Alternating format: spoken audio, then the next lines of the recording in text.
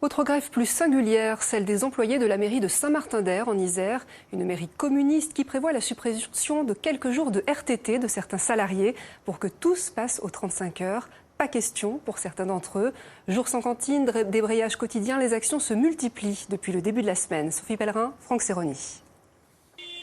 Après les 2 jours de cantine scolaire fermée pour cause de grève, voici le concert de balayeuses ce jeudi matin devant la mairie de Saint-Martin-d'Air. Sans parler des débrayages quotidiens depuis lundi.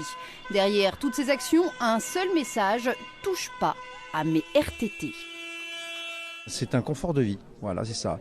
Je préfère avoir 6 jours et demi de RTT que un quart d'heure de moins par jour. Depuis 2 ans, on fait que nous toucher. Là, c'est du temps qu'on passe avec notre famille. On est revenu sur des astreintes, on est revenu sur des primes. Donc ça fait 2 ans qu'on perd tous nos acquis. Pour comprendre la colère, il faut revenir plus de 10 ans en arrière. Quand la loi Aubry arrive, les agents municipaux de Saint-Martin-d'Air sont déjà aux 36 heures. La ville leur propose alors soit de passer aux 35 heures, soit de rester aux 36 heures avec 6 jours et demi de RTT. Mais aujourd'hui, fini les RTT, place aux 35 heures pour tous. On ne peut pas comprendre qu'une ville de la ceinture rouge de Saint-Martin-d'Air, qui d'ailleurs proteste contre l'austérité, on ne peut pas bien comprendre qu'ils enlèvent des jours de RTT qui permettent aux agents de récupérer et d'assurer encore mieux leur mission de service public.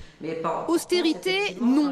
Équité, répond la mairie qui met en avant la nécessaire harmonisation du temps de travail, d'autant que tous les nouveaux embauchés sont eux forcément aux 35 heures, sans RTT. C'est une mairie communiste qui veut faire des économies ? Non, pas du tout. Pas du tout. On n'est pas du tout dans cet état d'esprit. Puis vous savez très bien qu'à Saint-Martin-d'Air, les finances pour l'instant sont saines. Donc voilà, on continue à garder l'ensemble des services publics. Donc on ne veut pas faire des économies du tout sur le personnel. Jardiniers, cuisiniers, électriciens, les municipaux de Saint-Martin-d'Air n'ont pas dit leur dernier mot. Un nouveau préavis de grève vient d'être déposé pour toute la semaine prochaine.